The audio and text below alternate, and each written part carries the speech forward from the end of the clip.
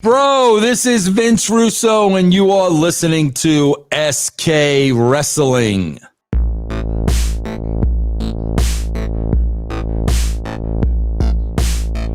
Speaking of TNA, while there, you got to work with AJ Styles, who was not only, towards the end part of WCW, but also, you got to manage him and stuff like that in 2004 in TNA. So when you worked with AJ, what was it like to work with him then?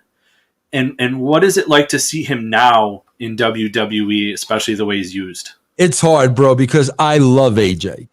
On a personal level, I love AJ. Bro, I tell the story all the time to tell you what kind of a man AJ Styles is.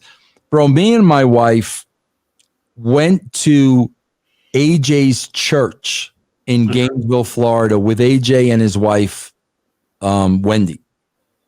And bro, I'll never forget this for as long as I live. Bro, you know the part of church where you got to shake the hand of your neighbor sitting next to you? Yeah. Bro, AJ Styles got up and shook every single hand that was in attendance. Oh, wow. And I was like, holy shit. That's who AJ Styles is. Bro, when I see them, in my opinion, maybe AJ even thinks differently than I do.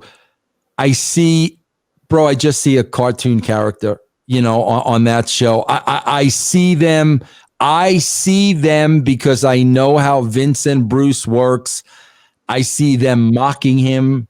I see them looking at him as that Southern guy that's an absolute idiot, when the reality of it is AJ is far from an idiot. AJ is the one guy, bro, that had a very, very tough upbringing, a trailer park upbringing, always getting into fights, always getting into trouble. I mean, bro, there is so much there, but no, bro, they got to make him come out and make him look like an absolute joke. And that's my opinion, bro. AJ may love the way he's being booked. I don't know. I have not spoken to AJ in many, many years. I hate the way he's being booked. All right. Yeah. I notice a difference between AJ when he was working with you and then AJ now. It's a different feel. Yeah. And everything like that. And speaking of TNA, you did an interview where you said you stole the tag team name, the Flying Elvises, that you used in TNA with Jimmy Yang, Sonny Siaki, and George Prasada. Speaking of that name, it was from Triple H and Shawn Michaels. Mm-hmm. So my question is how did this all happen? God, bro, I remember Triple H and Shawn Michaels pitching to me the Flying Elvises, and I thought it was freaking hysterical.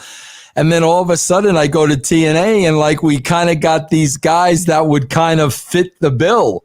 So I never claimed it as my own idea. I always thought it was a funny, hysterical idea from Hunter and Shawn, and I never forgot it. And that's when I went to TNA, when we had the opportunity to do it, I did it. Okay. And I got one last question when it comes to WCW, and then I want to go into promoting your brand and everything, and talk about your singing. In WCW on Nitro, there was an episode where Jushin Thunder Liger drops the IWGP Junior Heavyweight Championship to Juventud Guerrera, but then the same night regains the championship. New Japan Pro Wrestling didn't actually acknowledge the title change until 2007. When all that happened, was anything cleared with New Japan for that to happen? And what are your thoughts on why it wasn't recognized until 2007? Oh, well, bro, probably because, you've got a lot of people in the fake wrestling business who take it way too seriously. This is not real. Nobody is beating anybody else. This is all scripted. So a lot of people tend to take it way, way too seriously. Bro, when I was writing for Nitro, I didn't care about New Japan. I didn't care about Triple A.